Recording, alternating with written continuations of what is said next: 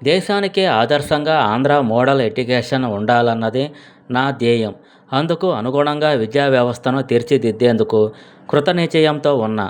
అంతర్జాతీయ స్థాయి అత్యుత్తమ బోధనా పద్ధతులపై అధ్యయనానికి ఉపాధ్యాయులను విదేశాలకు పంపుతున్నాం. అక్కడ వారు తెలుసుకున్న మంచి బోధనా పద్ధతులను రాష్ట్రంలో అమలు చేస్తామని విద్యాశాఖ మంత్రి నారా లోకేష్ పేర్కొన్నారు. అమరావతి సచివాలయంలో రాష్ట్ర వ్యాప్తంగా డీఈఓలు, ఏపీసీలతో మంత్రి సుదీర్ఘ సమీక్ష నిర్వహించారు. క్వాలిటీ మెరుగుపరచకపోతే నష్టపోయేది పిల్లలు. ప్రభుత్వ విద్యా వ్యవస్థ ఓపెన్ మార్కెట్తో పోటీ పడాలి. ఇందుకోసం అందరం కలిసికట్టుగా పనిచేయాలి. క్షేత్రస్థాయిలో వాస్తవాలు తెలుసుకునేందుకు ఈ సమావేశం ఏర్పాటు చేశాం.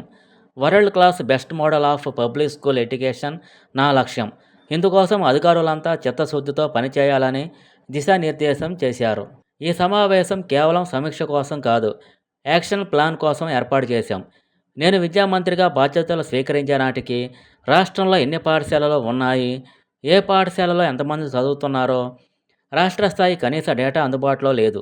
పంచాయతీరాజ్ మంత్రిగా పనిచేసినప్పుడే కేవలం 3 నెలల్లో పూర్తి స్థాయి సమాచారంతో డాష్బోర్డు తయారు చేశాం. విద్యాశాఖలో కనీస డేటాబేస్ అందుబాటులో లేని పరిస్థితి నుంచి విద్యాశాఖలో నా ప్రయాణం ప్రారంభించాను. ప్రభుత్వ పాఠశాలలో చదివే పిల్లలు మన సొంత బిడ్డల్లా భావించి నిర్ణయాలు తీసుకోవాలని నారా లోకేష్ అన్నారు. మనం తీసుకునే నిర్ణయాలపై వారి భవిష్యత్ ఆధారపడి ఉంటుంది. బిడ్డల భవిష్యత్ కేంద్రంగా నిర్ణయాలు ఉండాలి. డాష్బోర్డు ప్రకారం యాక్షన్ ప్లాన్ దిశగా డీఈఓలు, ఏపీసీలు పనిచేయాలి. ఎట్టి పరిస్థితుల్లో పిల్లలు పొలం పనులకు వెళ్లే పరిస్థితి ఉండకూడదు. ఈ విషయంలో ప్రాపర్ ట్రాకింగ్ మెకానిజం ఉండాలని నారా లోకేష్ పేర్కొన్నారు. మంగళగిరి నియోజకవర్గం నిడమర్రు స్కూలును ఇంటర్నేషనల్ స్కూల్గా తీర్చిదిద్దుతున్నాం. అక్కడ తొలిసారి నో అడ్మిషన్ బోర్డు పెట్టారు. నెల్లూరులో కూడా 2 స్కూల్స్ను మంత్రి నారాయణ అభివృద్ధి చేస్తున్నారు. ప్రతి జిల్లాలో ఒక పాఠశాలను మోడల్ స్కూల్గా తీర్చిదిద్దాలని అధికారులను కోరుతున్నా అని నారా లోకేష్ అన్నారు.